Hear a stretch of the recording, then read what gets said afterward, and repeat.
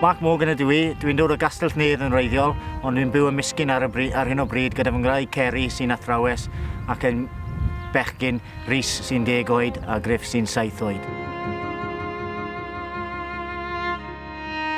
Roedd wedi bod yn y fyddin am 40 o flynyddoedd a rwyf newydd gadael diwedd mis Gorffennaf.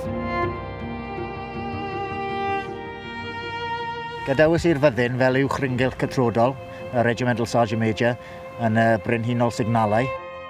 Es i i'r Gogledd Iwerddon, Bosnia, Iraq, Asia ac wrth gwrs Afghanistan yn ystod fy ngyrfa yn oedd e'n amser a hanner. Dwi'n hoff iawn o bob math o chwaraeon yn enwedig rygbi a phêl-droed. Cadw'n haeni wastad wedi bod rhan bwysig o fy mywyd i. Dwi wedi bod yn ffodus iawn i cymryd rhan mewn rases eithafol dros y byd i gyd fel ras Marathon des Sables dros y Sahara ac mis Rhagfyr diweddar oedd y cyfle i cymryd rhan mewn ras cymloeddiant Pegon y De. O'n i'n trio sgïo rhwng 14 a 16 awr bob dydd, 2 awr a wedyn 5 munud o hoi ac yr un peth ymlaen ac ymlaen. O'n i'n cael cinio pan tra bod ni'n sgïo, siocled, caws a cig, bethau fel yna.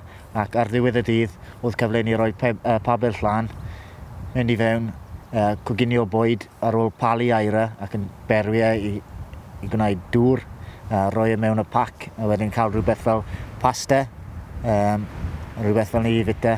Wedyn paratoi pethau, wneud galwad i dweud ble o'n i, wedyn cysgu tua 4 a 6 awr bob nos, codi eto, palu mwy o aira, berwi mwy o ddŵr, cael brecwast, muesli, yr un peth eto a chwanegwch dŵr, a wedyn pabell lawr a mynd ato fe unwaith eto. Cymeron ni 21 diwrnod i cyrraedd y Pegon, ond oedd dim lot i weld ar y ffordd, oedd e'n just gwyn ar ôl gwyn ar ôl gwyn, heb os yr un peth gyfforol anoddaf dwi wedi wneud yn fy mywyd i. Colles i 2 stôn a hanner yn ystod y ras a ges i ychydig o losgaira a fy mysydd sy'n wedi trisio mwy neu lai erbyn hyn, ond oedd yn profiad i drysori am byth. Penderfynais i ddysgu Cymraeg ar ôl priodi Ceri sy'n Gymraes-Gymraeg a dechreuais i yn 2006 drwy mynychu'r cwrs preswyl lawr yn Brifysgol Llambed. Mae wedi gwneud yn arbennig o dda. Pan gwrddais i hefyd, oedd e ddim yn siarad gair o Gymraeg, ambell i air o Ffrangeg, a Saesneg, uniaith Saesneg a gweud y gwir. Chwarae te, diwrnodau hir yn y gwaith a wedyn bwrw ati gyda'i Gymraeg. Mae rhaid i fi cyfaddau bod e wedi bod yn tasg anodd iawn i fi dysgu Cymraeg, oherwydd fy swydd yn y fyddin, gweithio yn llefydd fel Afghanistan ac Iraq dros y flynyddoedd. Yn Afghanistan, fel arfer, o'n i'n mynd mas yn ystod y bore yn y strydoedd neu y pentre lleol fel mwyn wneud patrol.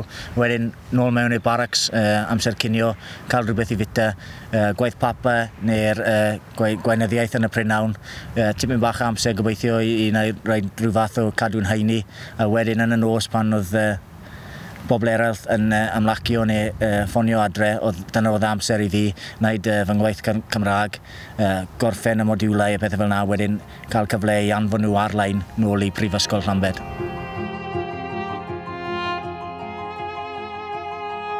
Weithiau ni'n cael sbrin di ni pan mae'n gweud y geiriau anghywir. Tawydd. Mae'n dweud tawydd, medde Griff, yn lle tywydd. Dywe? Naci. Mwyn ymarfer Cymraeg yn Afghanistan, es i o'r gwmpas y barracks i ffindo unrhyw un sy'n gallu siarad unrhyw ffordd o Cymraeg ac o'n i'n cwrdd unwaith bob wythnos jyst i cael paned yn cael cyfle i siarad yn Gymraeg mwyn ymarfer fy ngysgiliau yn siarad Cymraeg hyd yn oed yn llefydd fel Afghanistan. Un o'r resymau mwyaf yn dysgu Cymraeg oedd e mwyn cyfathrebu gyda fy maibion. Iaith Cymraeg yw iaith gyntaf, a mae hwnna'n pwysig iawn i fi a fy ngwraig a bod nhw'n siarad Cymraeg bob dydd fel blant ac yn y dyfodol fel oedolion, a bydd y iaith yn parhau yn y teulu ac wrth gwrs yn Cymru cyfan. Pan ges i'r plant, penderfynnes i na fydden ni'n siarad Saesneg â nhw, beth bynnag achos allan ni ddim wneud hynny. A chwarae teg iddo fe, mae wedi llwyddo yn Doris i godi'r iaith a does dim ots ganddo fe drio siarad gydag unrhyw un. Mae'n fodlon mynd i unrhyw le trio siarad Cymraeg. Mae pobl yn gofyn iddo fe fynd i siarad i anturiaethau, gan fod e wedi gwneud sawl peth eitha dwl ar hyd y blynyddoedd. A yn ddiweddar, mae wedi bod yn mynd o gwmpas nifer o ysgolion yn siarad am ei ras i begwn y de. Rownd da. Ar eich chi clywed, Mark ydw i. A heddi, dwi'n mynd i siarad am y pwnc ras pegon y de. Ti'n barod? Ond y ti de, i'r de. Dwi wedi bod mewn nifer o ysgolion lleol yn ddiweddar er mwyn wneud sgwrs am ras pegon y de. Beth yn nathon ni wneud fel arfer yw sgwrsio am y ras, dangos cwbl o fideos a wedyn dod mas fel heddi yn gwneud rhyw fath o gweithgareddau maen nhw'n dwlu arno fe. Gobeithio fydd yn arwydd dda i nyfodol fel athro.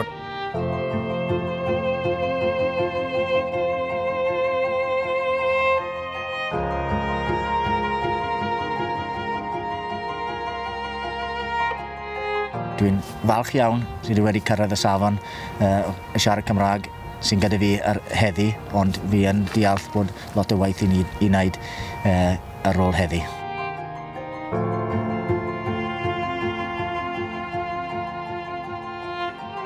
Gallwn ni gymaru dysgu Cymraeg i ddringo mynyddoedd. Mae rhaid i chi cael diddordeb yn gwneud i ddechrau yn amlwg. Ffindio dy gyflymder eu hunan. Bydd yn cael amser galed yn ystod y llwybr yn amlwg, ond cadw ati a fydd yn y diwedd bydd yn werth wneud yn sicr.